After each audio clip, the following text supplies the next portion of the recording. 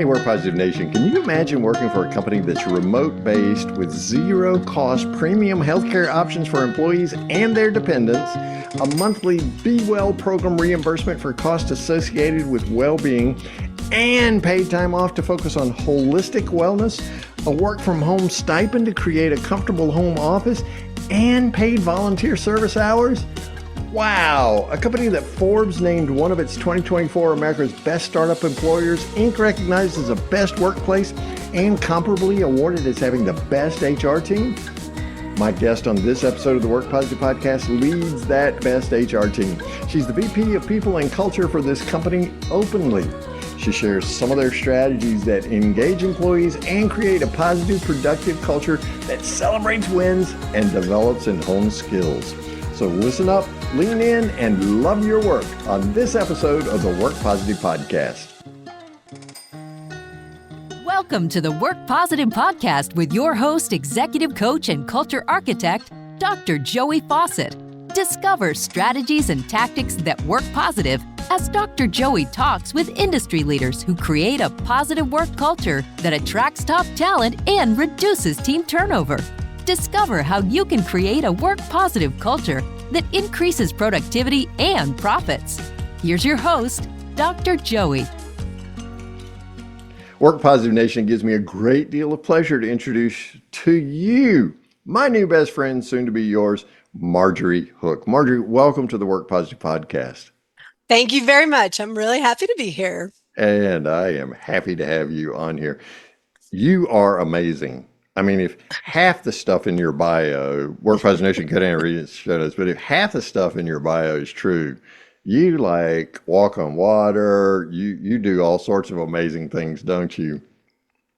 I don't walk on water, but I have had an amazing career that I'm very grateful for. Oh, yeah, you really have. Now, Openly is the name of the company that you work for. By the way, if you want to scroll over to openly.com, the URL's in the show notes, so you can do that while you're listening, unless you're on the Peloton or walking the dog or something. And then please don't let the dog go. And you can do it. You can do it. Go, go, go. All right. So what do you do? What's your typical day at Openly like, Marjorie? Yeah, my typical day. So I run our people and culture team. And what that means is I get to oversee the work that we're doing around talent acquisition and talent management and total rewards. And so we're always looking to find new and better ways to support our employees through the entire employee life cycle. And so it's an honor to spend my day that way. Yeah, so it helps if you like people, I'm assuming. It does help if you like people, yes. Well, some people I'm not quite sure wind up in HR, and I'm not so sure they like people, you know. You've seen them, you've met them, yeah. I've met one or two. Yeah, don't call names, please, Marjorie. Yeah. So tell us Openly's mission. Yeah, so we are home insurance, and we're an interesting concept on home insurance because we sell through independent agents, which is a fairly unique model. It's becoming a little bit more common over time. And we have really unique value proposition for our policyholders because we have phenomenal service. We're very fast. We support our policyholders incredibly well. And owning a home is just an incredible milestone in your life. And so we help our policyholders protect that asset. And that gives us a great sense of pride. Yeah, wow. And owning a home has got to be a bigger deal in the last few years, hasn't Indeed, it has, yes. Yeah. So rather than captive agents, you work through independent agents. And so everybody's trying to find ways to commoditize things like insurance and what have you. So you literally help homeowners find the best deal on and offer them the best rates and what have you. Absolutely. We take care of our clients, and we're in 24 states now, which is really pretty exciting. That is. So I'm in Virginia. Is Virginia one of your states? You are one of our two newest states, in Ta-da! fact, just as of the last few weeks. So congratulations. Well, we worked hard to get that distinction. We really did. I was like, I'm going to interview Marjorie. I've got to be one of the open new states. So get me across the finish line. So obviously a technology company, but yet there's a huge customer service and client relationship part of the component. So in my mind, at least, you're looking for very different types of people. You're looking for technology driven people as well as other people who like people. So what's it like? It's almost like, you remember when we used to go to the grocery store before Instacart? And it's almost like pushing two carts down the grocery aisle, right? Because you're looking for very different kinds of people. How do you at Openly attract top talent to in two very different fields?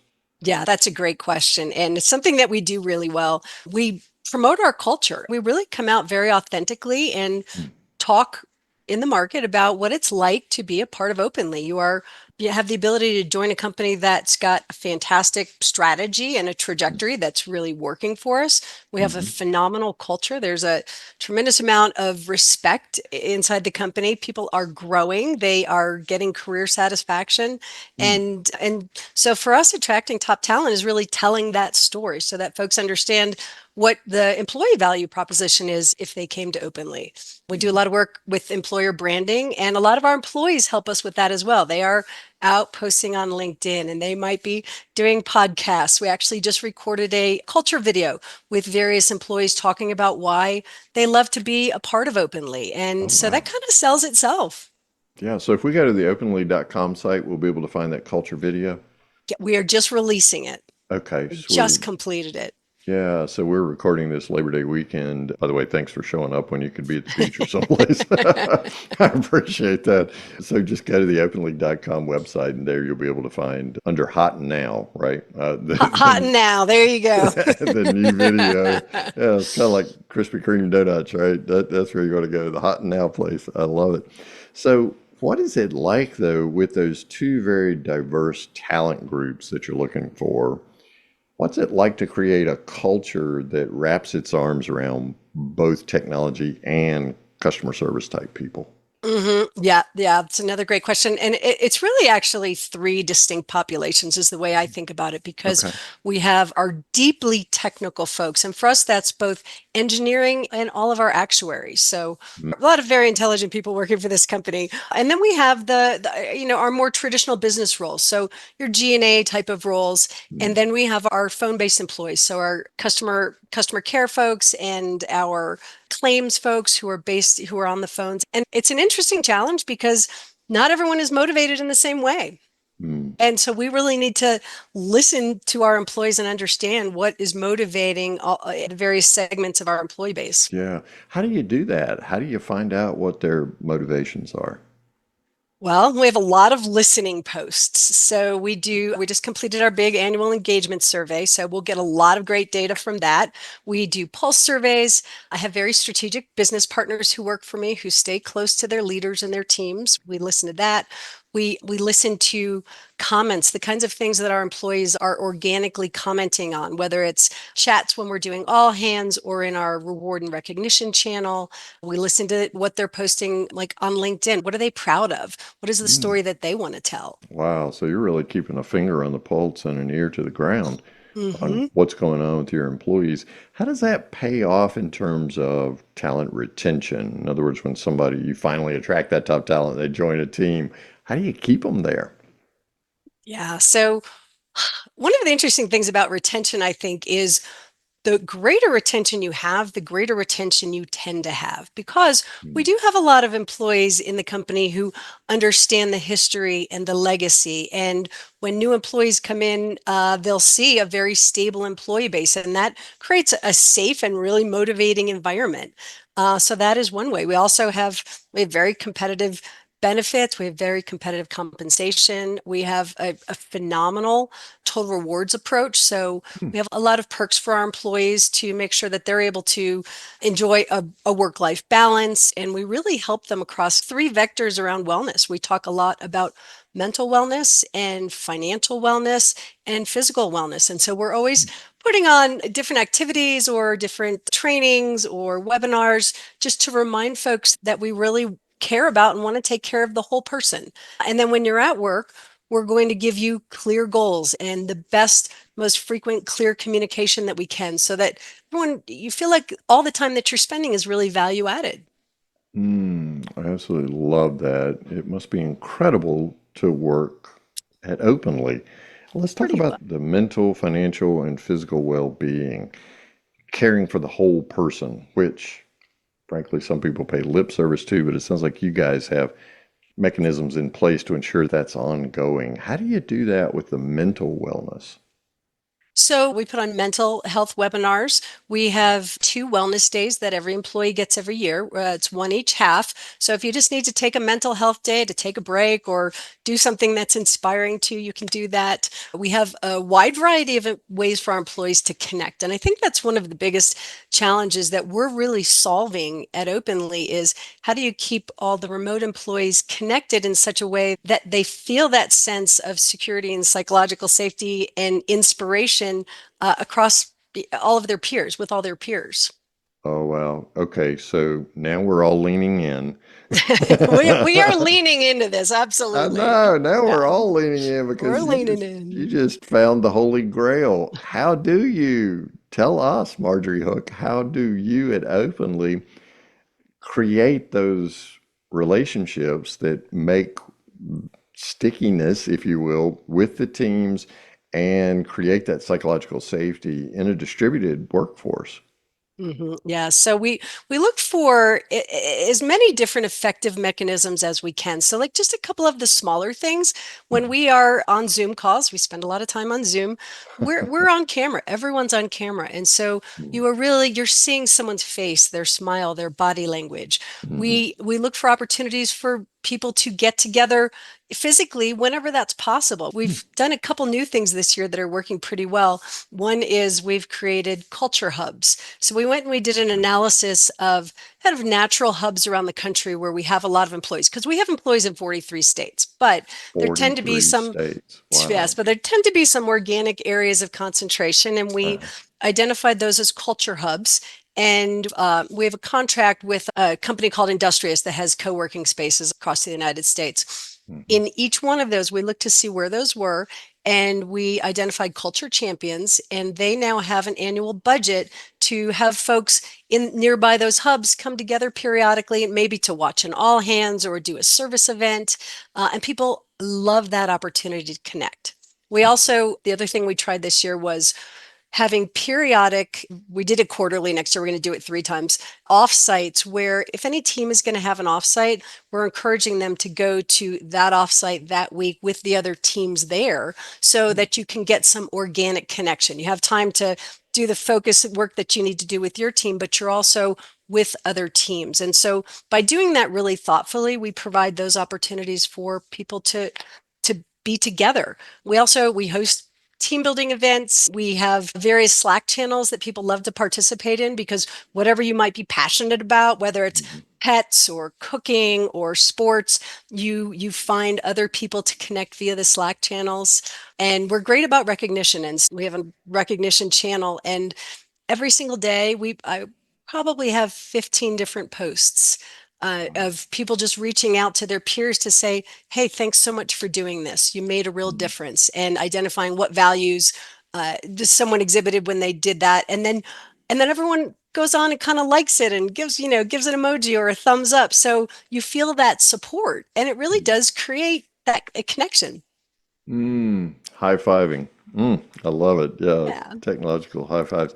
Now, do you ever get all these people together from 43 states, like physically present together? We have not. I don't want to rule that out for the future, but we have not done that yet. Yeah, I was just thinking that would be a logistical hill, or since you're in Colorado, mountain to climb.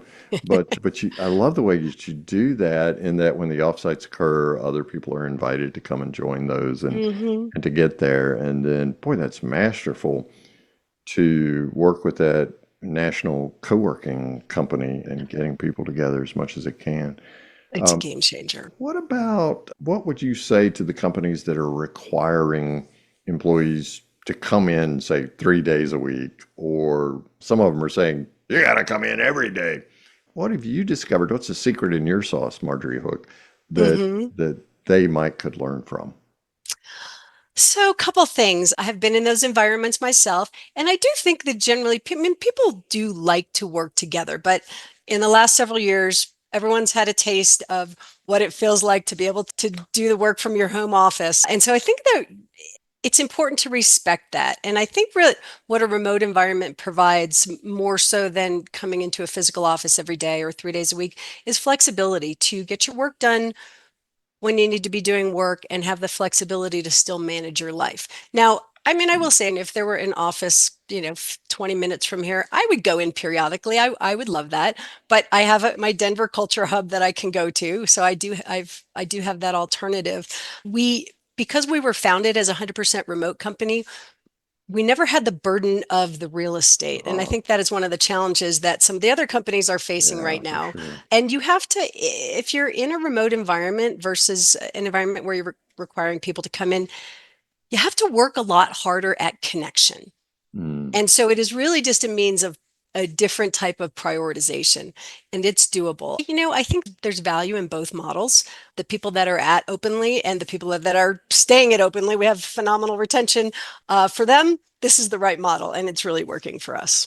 And it yeah. also allows us, it's another huge benefit there, is it allows us to attract top talent from anywhere in the United States. So we really do get to pick the cream of the crop. It's really great for regional representation and support on the coasts.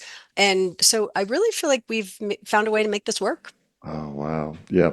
And that's a keen point that you didn't have the legacy of commercial real estate and leases and property contracts, right? To try to Yes. figure a way out of. So I love that startup mentality that here we can set a different footprint. How do you measure culture and how often and what are some ways that you do that? You mentioned an engagement and pulse surveys earlier.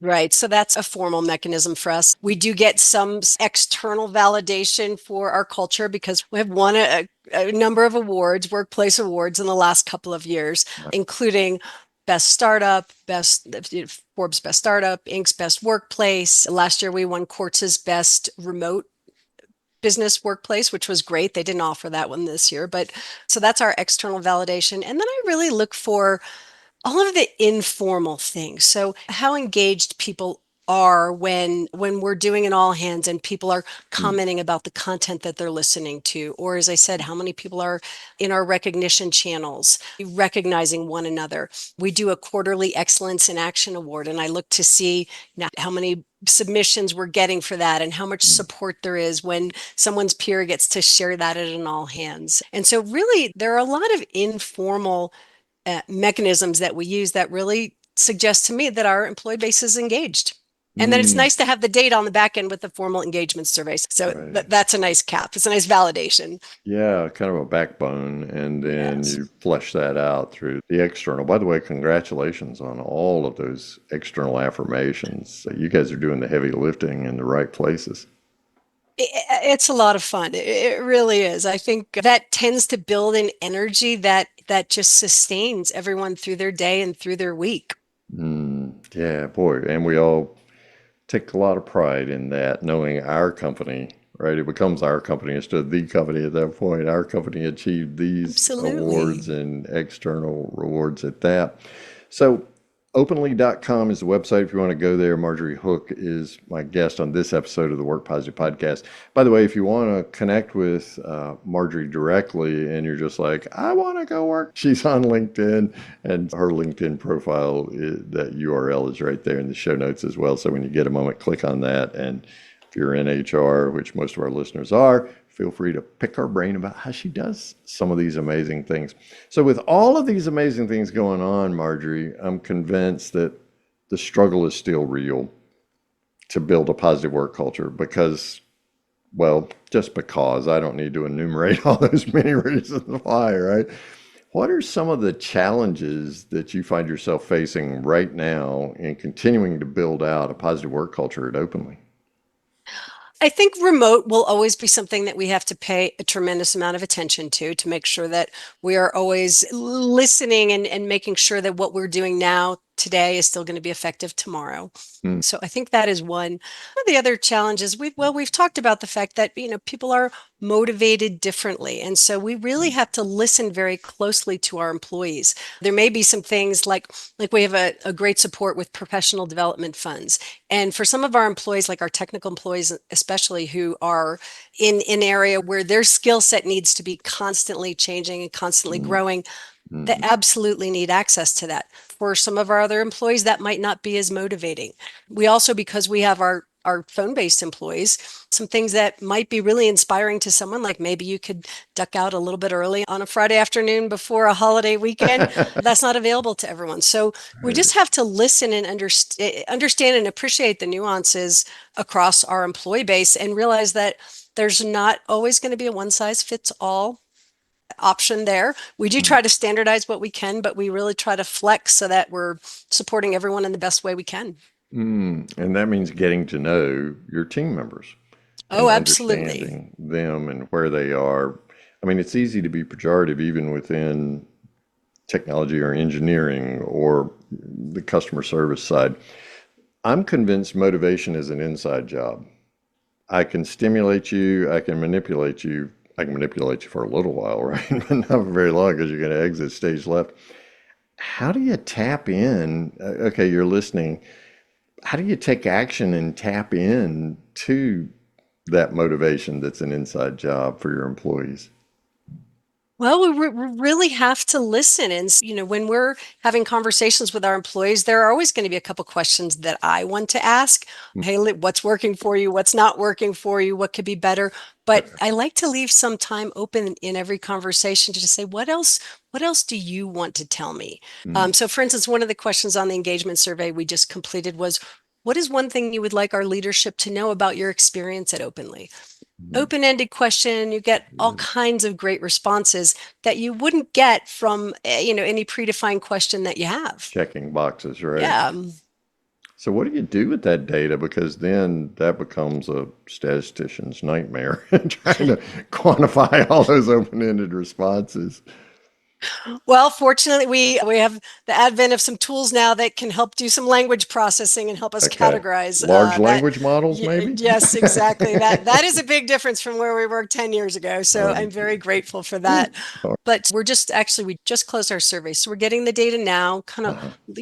look at it through all the various filters, look for themes, and then we have conversations with our employees, with our leaders, and decide what do we want to do from an action standpoint. And so there will be some actions that specific teams want to take based on the Mhm. feedback the team specific feedback they got.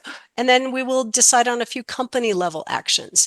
And it's a great listening post for us. And I think most importantly, it helps our employees realize that when we do ask a question, we are listening to the responses, and they're going to get, yes, we can do this, or we don't really know, we're going to look into it, and we will look into it, or hey, we can't do this right now or maybe ever for this reason. But really always explaining the why so that it really feels like a win-win, a two-way street, which it absolutely is. Yeah. Responses like, hey, that's a great idea. We haven't thought of that before. Give us a little time. We'll get back with you when we Yeah, figure it out. absolutely. Yeah. Yeah, boy, you put your finger on something so key right there, Marjorie. It seems to me if we're going to ask questions, we're going to listen intently, we've got to follow up with action. We heard you, we validate you, we honor what you say. So I don't know how we're going to do it is a fine response, but it's at least a response that lets that employee know, hey, we're with you and we heard you. Right. Yeah, that's amazing. Marjorie Hook is my guest on this episode of the Work Positive podcast. I got to ask you one more question before we wrap up here, because in working with HR leaders literally around the world, it seems like to me a common challenge they run into. So I'm interested in how you handle this at Openly. Is someone's really good at their job. We have a management position that's open in that area. We're looking for someone to promote.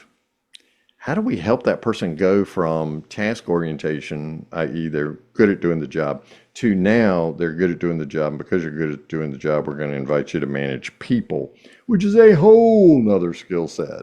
How do you manage that transition at Openly? Yes, great question. So, in the past year, we have rolled out two incredibly supportive programs for our employees. One is called Aspiring Leaders, and that is for people that have not gone down the management track yet, but think that they might like to do it. Okay. We host a series of trainings where they come in and kind of talk about, we debunk the myths. What is it really like to become a manager? What are the things you think that might be true? And what are the things you think about management that maybe are not true? So they have some idea up front about whether they want to go down that path at all. Mm, For the folks that do decide to go down the path and are promoted into management or join us in management, we take them through a program called Managing It Openly, where they really are learning how to manage in various settings. There's a lot of practice built in. And most importantly, I think it gives us a common language and a common approach for how we manage across the company. And it gives all of those managers just another level of support and another peer group, because they now have other people to bounce ideas off of. And so we take that very seriously, and we really a lot of care and feeding to make sure that the folks that are managing at Openly are skilled and prepared to do the best job that they can for employees. Boy, we all need a community of friends to lean on and get a little help from. We all get by with a little help from our friends, don't we, Marjorie? Yes. Yeah. Well, thank you for being a friend to Work Positive Nation today. Marjorie Hook, openly.com is the website that you want to go to. And also, you'll find her LinkedIn profile URL in the show notes so you can reach out to her and exchange some messages with her. And I'm sure there's a job posting board there at openly.com too, if anybody wants to There absolutely is. look over Please look there. at our careers page. You can see profiles of what it's like to work on the various teams, along with the roles that we have, and some great inspiration. A real look into our culture online. Wonderful. And for that hot and now video about what it's like to work Yes. for Openly. That's amazing. Work Positive Nation always wants me to ask my guests, and so I try to honor every one of my guests with this question, Marjorie. Marjorie Hook from openly.com. What's one thing, your one thing, Marjorie, that you would say Work Positive Nation can start doing today to create a positive work culture? Fantastic. I think it all comes down to trust. You need to do the things that enable that allow your employees to feel trust in their leadership, trust that they have growth and opportunity, trust in the trajectory of the company. And so it's setting that up and sharing that information and doing it on a regular basis, providing the resources so that everyone feels like they've made a great choice. Employment is a win if it's done right. And I think that's one of the things that we're doing well, but that's because we really double down on building trust. I love it. Trust is a currency of doing business It today. is. It really is. Well, thank you so much, Marjorie. I've learned a lot. I know Work Positive Nation's learned a lot. It's been a pure joy and utter delight to have you on the Work Positive podcast today. Thank you, Marjorie. Well, thank you very much. I had a blast. Thank you for listening to this episode of the Work Positive podcast. Please share this podcast with your friends who are HR and small business leaders so they can do one thing today to create a positive work culture that increases productivity and profits. I'd like to give you a free Work Positive course just for listening. It's called Something to Talk About, and it's transformed the work conversations of so many people all over the world. Get your free copy when you go to workpositive.today/something to talk about, and you can start transforming your conversations today. Remember, it pays to work positive.